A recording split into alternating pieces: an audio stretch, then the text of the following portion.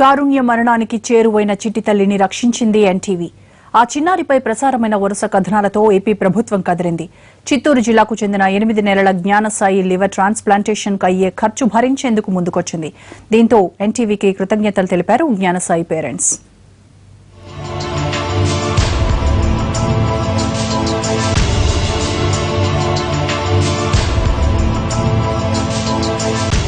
ఎనిమిది నెలల పసిపాప ఆకలి తప్ప అనారోగ్యం అంటే ఏంటో తెలీదు. అలాంటి చిన్నారిని ప్రాణాంతకమైన వ్యాధి వెంటాడింది. ఆమెను కబళించేందుకు ప్రయత్నించింది.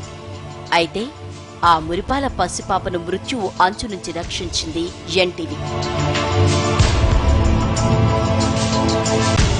చిత్తూరు జిల్లా ములకల చెరువు మండలం బత్తలపురంకి చెందిన రమణయ్య సరస్వతి దంపతులకు 8 నెలల క్రితం జ్ఞానసాయి పుట్టింది.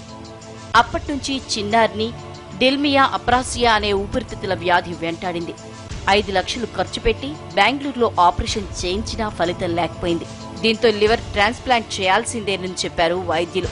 ఆపరేషన్తో పాటు ఇతరితర అన్నీ కలిపి 35 నుంచి 50 లక్షల వరకు ఖర్చవుతుందని చెప్పడంతో ఆ నిరుపేద తల్లిదండ్రుల గుండె ఆగినంత పనైంది. I've advised the family that they should go for liver transplantation, and that the child will be a normal child after transplantation. Obviously, the child will need medication for the rest of her life with this procedure.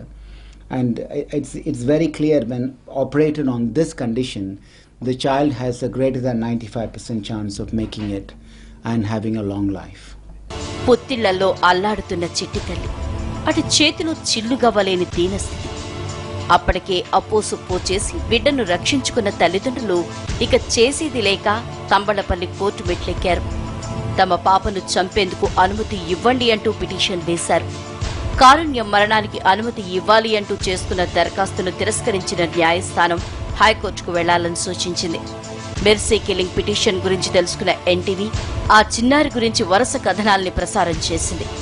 ప్రభుత్వంలో కదలిక తెచ్చింది. డాక్టర్లు liver transplantation చేయాలి, 15,60,000 అవుతుంది. Operation అయిన తర్వాత మళ్ళీ 15 లక్షల పైన ఖర్చు వస్తుంది అన్నారు సార్.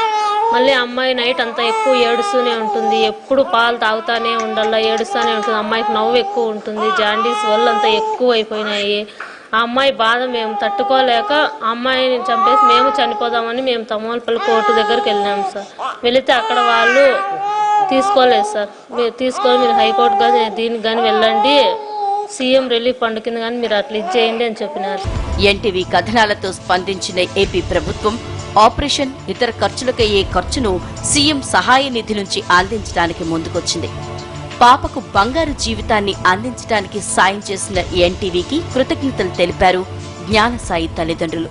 సీఎం గారు ఎంత ఖర్చైనా పాపకు ఖర్చు పెట్టి బతికిద్దాము, మేము అంత ఖర్చైనా భరిస్తాము అని సీఎం గారు మాకు చెప్పారు సార్. ఈ విషయంలో మెయిన్ మాకు ఎన్టీ వాళ్ళు సహాయపడినారు సార్. అక్కడ తంబలపల్లి కోర్టు దగ్గర మేము వెళ్ళినప్పుడు ఫస్ట్ వాళ్ళే వచ్చి అడిగారు, మీరేనా ఇట్లా అది కారుణ్య మరణానికి ఇచ్చేస్తా ఉన్నది అని అడిగినారు. అవును సార్ నేను అడిగినాను. ఫస్ట్ ఎన్టీ వాళ్ళే మాకు మెయిన్ ఫస్ట్ సపోర్ట్ చేశారు బాగా. వాళ్ళ